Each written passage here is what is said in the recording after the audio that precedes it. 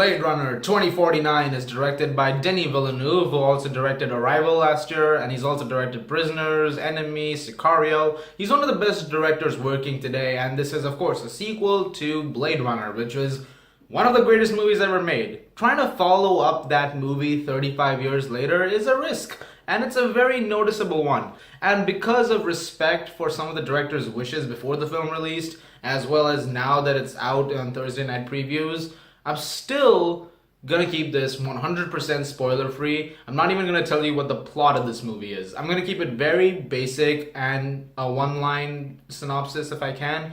It takes place 30 years after Blade Runner, and we now have a new Blade Runner played by Ryan Gosling. He's investigating something, and that leads him to Rick Deckard, played once again by Harrison Ford. That's all I'm gonna tell you. That's what the first teaser trailer tells you, and that's what I'm gonna do. And I think that's all you need to know going in. The less you know about this film, the better it is. Now, I did mention that this is a risk. In that first film, there was so much that was done incredibly that trying to top that or come to par with that is a hard task. It's a film that is almost perfect in every way. So 2049 had a lot to live up to. And it did so beautifully. 2049 is not just the best film I've seen this year. 2049 is one of the best films I've ever seen. I actually do think that. This film was a stroke of genius. I think it's a masterpiece of the highest order. This is easily the best film I've seen this year, and I've said that already once. Everything I can think of in this film to love is there. So much of this film is some of the best filmmaking I've seen in my entire life. Villeneuve directed this film so gorgeously. There's almost nothing in it that seems out of line or out of place. It's all well connected, very well made, and it's a great story too once you get to know what the story is. It doesn't try to be bigger or crazier than the first one because many sequels go down that route where directors think if that first one was so good and people love it so much, we can up the ante with the second one. And this movie had every opportunity to be like that, but it is very much so its own film. It's grounded in its own reality, not trying to be bigger or better than the first one. It is, although, a better film in its own right. Yeah, controversial statement. I do think this is a better movie than the first one in many regards. Also, I like the fact that because of it being its own film, it is very much so an investigative thriller. It keeps you guessing the entire way. The movie doesn't give you simple answers. It's easy for it to give it simple answers, and the movie could answer questions right away. But it constantly builds, and like Ryan Gosling in this film, you're constantly discovering things and getting shocked at points like, oh. Once questions start to get answered, those reactions are definitely gonna happen.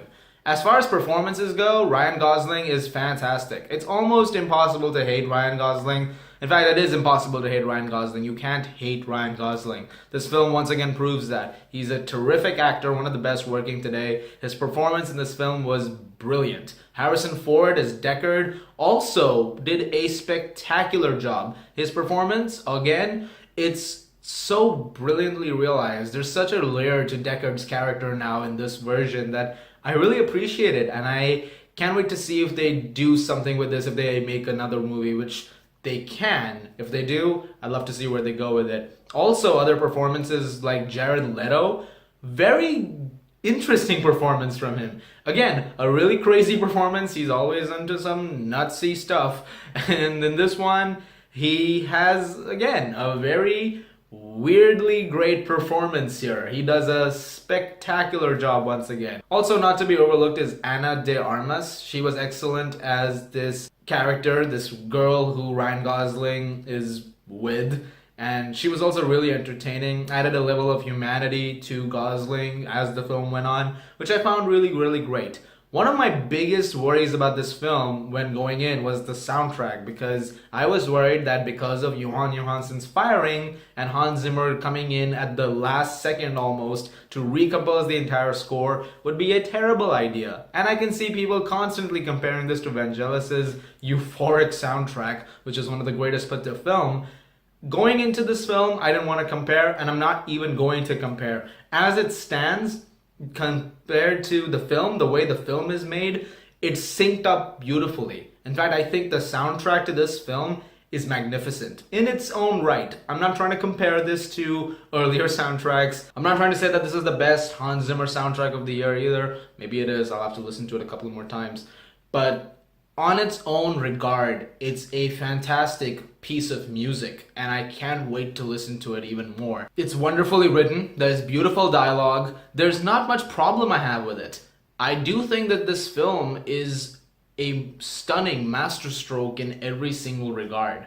This is one of the best films, like I said, I've ever seen. Easily the most beautiful one. There's shots in this film, Roger Deakins' cinematography, that it's just, they blew my mind. They absolutely blew my mind. It's some of the most beautiful stuff I've ever seen. There's one shot in particular which I remember telling my friend as we were walking out. I want that shot, and I want a giant wallpaper-sized version of it, and I want to have that framed, and when people come to my house, I want to hang that thing on the entrance so that people can see it as they're going in, and they can marvel at that shot. And I wish I had that experience where I could just walk in every day and be like, yes, that shot right there.